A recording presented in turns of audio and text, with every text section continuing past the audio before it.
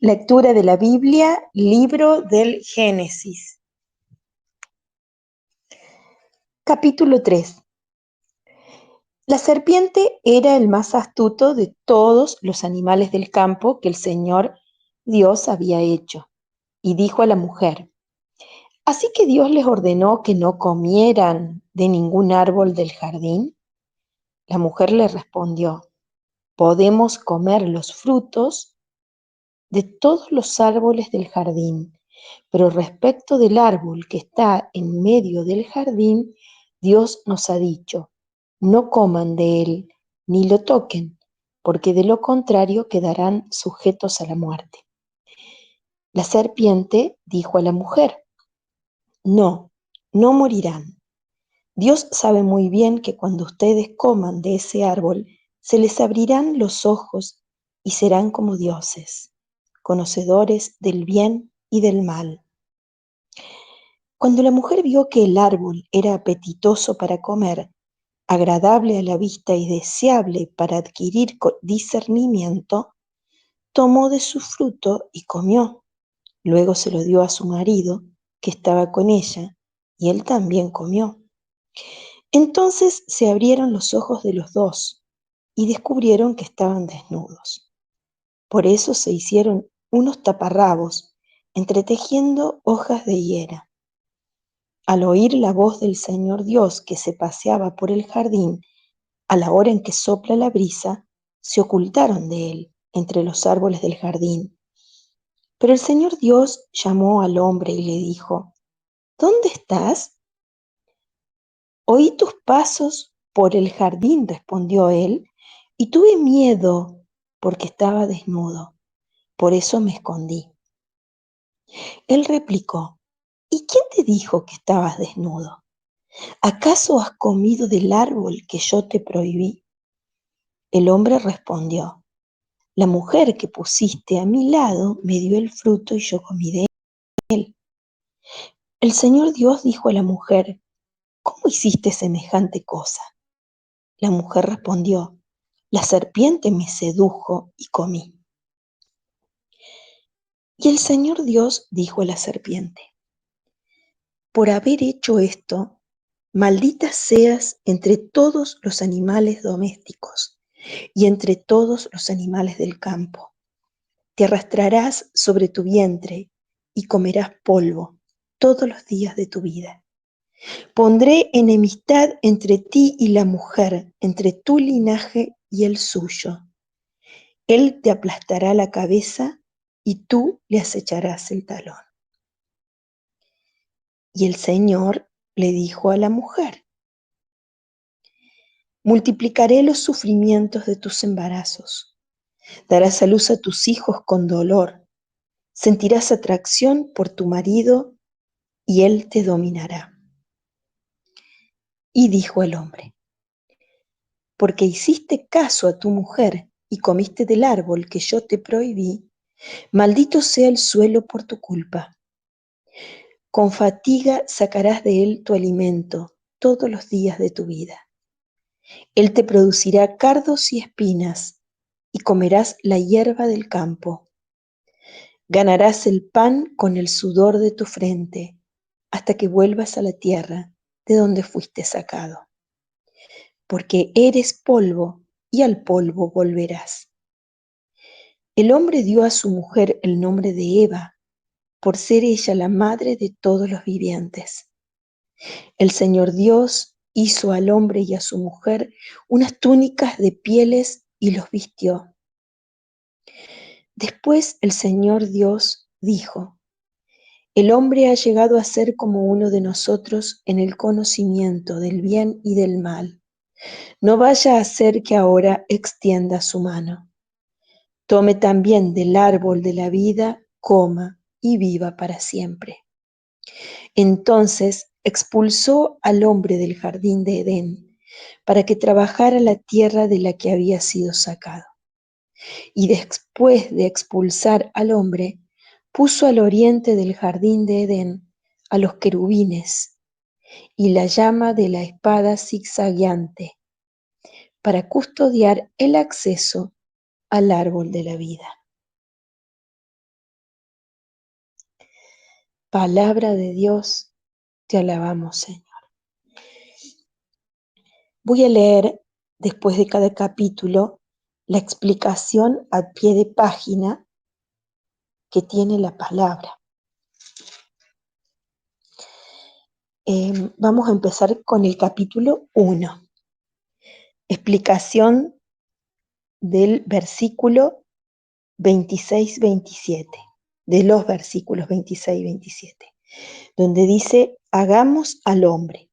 El término hombre corresponde a la palabra hebrea Adam, que tiene un significado genérico y designa a toda la especie humana. Aquí no se habla de una pareja, un hombre y una mujer, como en los capítulos 2 y 3, sino de toda la especie humana. Es la humanidad como tal la que ha sido creada a imagen de Dios. El plural, hagamos, indica una deliberación de Dios que pone de relieve la importancia de la obra que Él va a realizar. Del capítulo 2, versículo 7. El versículo 7 es, entonces el Señor Dios modeló al hombre con arcilla del suelo y sopló en su nariz un aliento de vida. Así el hombre se convirtió en un ser viviente. Y la explicación que se da es, el texto hebreo utiliza aquí dos expresiones semejantes, Adam y Adamá, que significan respectivamente hombre y suelo, para poner de relieve la estrecha relación que existe entre el hombre y el medio donde habita. Del capítulo 8 dice, el capítulo 8 es, el Señor Dios plantó un jardín en Edén, al oriente, y puso allí al hombre que había formado. La explicación es, el hombre es mortal por naturaleza y debe retornar al suelo de donde fue sacado. Pero Dios gratuitamente lo introdujo en el jardín de Edén, símbolo de la amistad divina, y le concedió el acceso al árbol de la vida, símbolo de la inmortalidad. El mandamiento impuesto por Dios muestra que la amistad con Él y el don de la inmortalidad estaban condicionados por la respuesta libre del hombre. Luego hay una explicación del versículo 9. El versículo 9 dice, y el Señor Dios hizo brotar del suelo toda clase de árboles, que eran atrayentes para la vista y apetitosos para comer. Hizo brotar el árbol de la vida en medio del jardín y el árbol del conocimiento del bien y del mal. Y la explicación es, el árbol del conocimiento del bien y del mal, la realidad representada por este símbolo no puede ser simplemente el discernimiento moral, prerrogativa que Dios no niega al hombre, sino la facultad de decidir por sí mismo lo que es bueno y malo, independientemente de Dios. Al desobedecer el mandato divino, el hombre reivindica para sí una autonomía que no se conforma con su condición de criatura y usurpa un privilegio exclusivo de Dios. Luego explica versículos 18 y 22, que dicen, después dijo el Señor Dios, no conviene que el hombre esté solo, voy a hacerle una ayuda adecuada. Entonces el Señor Dios modeló con arcilla del suelo a todos los animales del campo y a todos los pájaros del cielo y los presentó al hombre para ver qué nombre les pondría, porque cada ser viviente debía tener el nombre que le pusiera el hombre.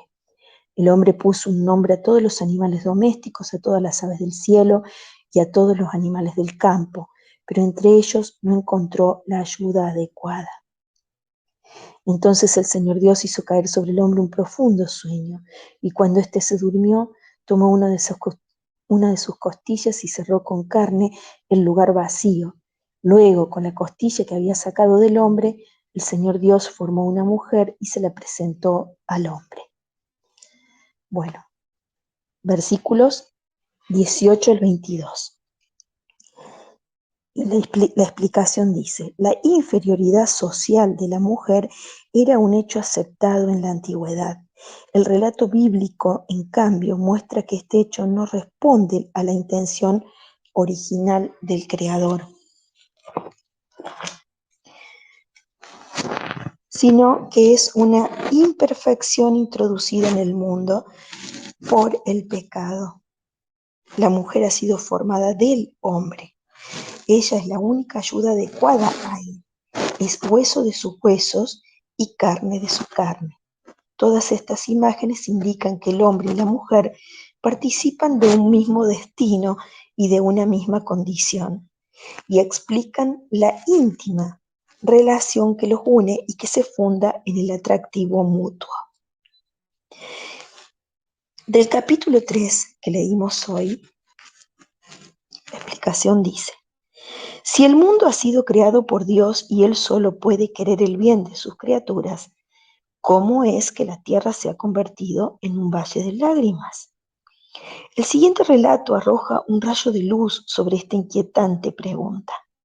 En él se explica que todas las penalidades y miserias que afligen a los hombres no corresponden al designio original de Dios. La situación actual de la humanidad es consecuencia del pecado de Adán, nombre genérico que designa a la vez al primer hombre y a toda la humanidad representada en él. Al transgredir el mandamiento divino, el hombre se privó voluntariamente de los dones que Dios le ofrecía, y como consecuencia de su pretensión de ser igual a Dios, lo único que experimentó fue su propia desnudez, es decir, su indigencia absoluta. Pero Dios no abandona a la humanidad pecadora.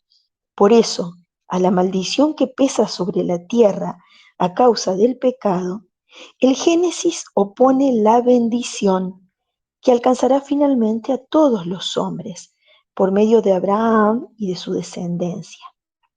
Esta descendencia es Cristo, el nuevo Adán, gracias a quien, allí donde abundó el pecado, sobreabundó la gracia. Romanos 5:20.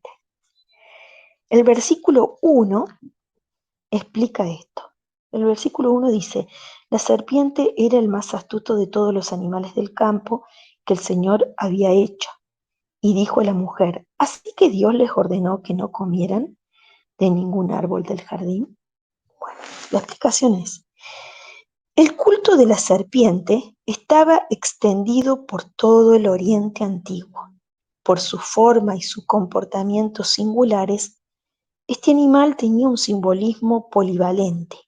Se lo asociaba tanto a las fuerzas de la vida y la fecundidad como a las representaciones del caos y de la muerte, del misterio y de la ciencia oculta.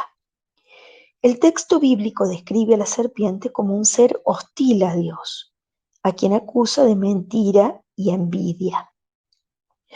Y hostil también al hombre, a quien seduce deliberadamente e induce a transgredir el mandato divino. Además, pone de relieve la astucia de la serpiente y la presenta como conocedora de la propiedad misteriosa escondida en el fruto del árbol. Estos indicios hacen suponer que el autor del relato tiene en vista ciertas formas de adivinación y de magia practicadas en Canaán y asociadas con la serpiente, símbolo de la sabiduría y de los poderes ocultos. Al condenar a la serpiente, se condena la religión cananea, que pretendía conseguir con estas prácticas una sabiduría sobrehumana. La reflexión posterior identificará a la serpiente con el demonio. Sabiduría 2, 24, Juan 8, 44, y con Satanás. O sea, la reflexión posterior identificará a la serpiente con el demonio y con Satanás, que aparece en Apocalipsis 12, 9, 22.